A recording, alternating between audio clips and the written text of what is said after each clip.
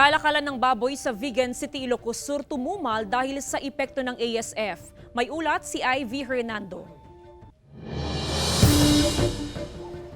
Mas naramdaman ngayon ang problema sa karne ng baboy matapos na ring tamaan ng African Swine Fever ang 4 na barangay sa Vigan City. Halos bakante na kasi ang maraming pwesto ng meat vendors. Ang paisa-isa nilang nakatay, halos hindi pa raw maibenta. No, basta dagi may dimin na no timawa rin itidmin ta aya mila madispose. Matumal din ang bentahan ng ibang produkto ng baboy, gaya ng bagnet at longganisa. Batid raw nila natakot ang ilang mamimili sa ASF. Pero kanilang paglilinaw, ligtas ang kanilang baboy na aprobado ng Meat Inspection Service. Handa ko mga mabuting apo dagiti consumer nga may gatang dito'y Vigan City ta adda certification nga nagapo iti Dr. Mi. Mas namang maya ditoy nga gumatangan. Yan dagiti parparkyan dati balay-balay.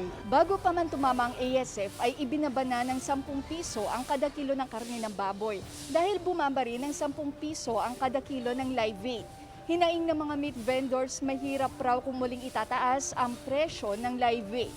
Kasunod ito ng naipost sa social media ng chairman ng Agriculture Committee na gagawing 170 pesos per kilo ang live weight bilang tulong sa hog raisers. Kasama si Norman Raca, Ivy Hernando, Balitang Amyanan.